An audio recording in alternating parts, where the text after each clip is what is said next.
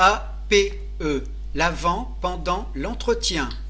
Le PLC, le plus crucial. Tu inspires, tu inspires, tu inspires, prends le maximum d'air. Top! Tu bloques. Là, tu es sur le plateau de la réflexion, tu contrôles. Tes pieds sont bien ancrés dans le sol, ton dos droit, solide comme une montagne, la tête relevée vers l'horizon. Tu visualises l'avenir. Les 3 S ne t'impressionnent pas, les 3 synonymes, peur, angoisse et frayeur. Tu relâches. Tu expires tes petites contrariétés, tes insignifiantes préoccupations. Tu évacues tes soi-disant échecs. Et là, tu inspires de nouveau. Tu inspires et tu bloques. De nouveau sur le plateau de la réflexion, tout en contrôle. Tu contrôles, tu maîtrises ton stress, tu gères ton temps. La feuille blanche ne t'effraie pas, ne t'attarde pas inutilement sur une question douloureuse. Passe à la suivante. Et tu relâches. La difficulté ne t'angoisse pas, la monotonie des tâches ne te rebute pas. Et hop, tu inspires, et là tu bloques. Te voilà encore sur le plateau de la réflexion. Tu contrôles, tu visualises ton avenir, ta place dans l'entreprise, l'individuel au service de la collectivité. Tu relâches, zéro matière négative, tout en contrôle, les mains sèches, le maintien aérien. Tu contrôles, répète après moi ou avec moi. Je contrôle. Je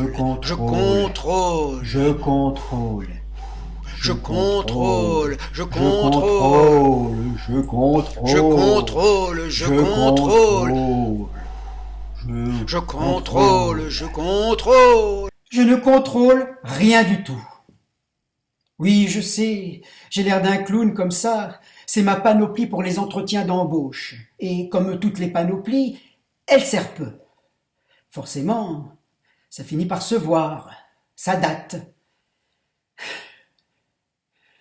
La vie n'est qu'entretien, examen, concours, audition, séduction, hypocrisie. Ah, ces deux-là font bien la paire. Qu'est-ce qu'il ne faut pas faire pour appâter le chef d'entreprise et, accessoirement, la femme. En soi, l'art de séduire, c'est d'être hypocrite. C'est de brosser dans le sens du poil, c'est tenir un discours que l'entreprise veut entendre, c'est éviter le piège d'être sincère alors qu'on vous le demande. Tout est dans le paraître. La poignée de main, le sourire, l'expression, le maintien, l'apparence vestimentaire. Mais les entreprises ne sont plus dupes grâce au concours de toute une série de tests psychotechniques. Avant, on appelait ça test psychologique. Ces tests psychologiques étaient destinés pour l'étude des comportements et processus mentaux. Pour faire plus simple, pour des malades mentaux. Bien des années plus tard, ces tests psychologiques ont été récupérés par les entreprises pour sélectionner leurs candidats. Vicieux. Ah, on pouvait s'en sortir avec le test de la personnalité. On pouvait faire croire avec le test de l'arbre. Aujourd'hui, avec ces tests psychotechniques, il est impossible de faire semblant. On sait ou on ne sait pas. Ils sont ludiques, j'en conviens, mais très redoutables. Suites et raisonnements logiques, dominos, cartes, carrés et codages logiques, tests de dénombrement, d'organisation, d'observation, de combinaison et de créativité. Imparable. À bien y réfléchir. Tous les candidats à l'emploi sont potentiellement des malades mentaux.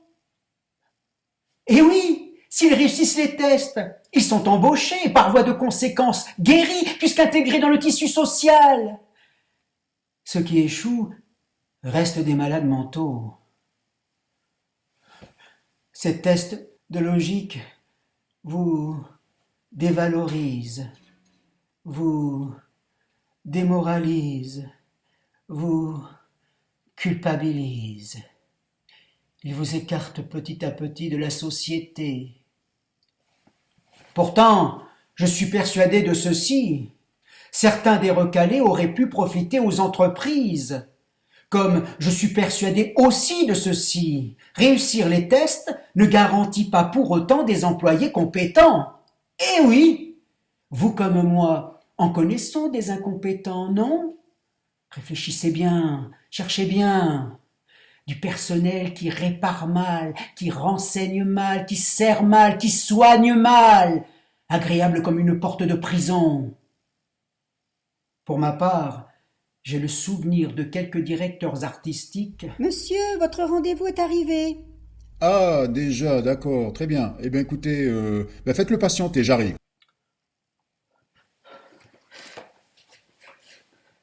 De l'enthousiasme, de l'enthousiasme. Allez, je contrôle. De l'enthousiasme.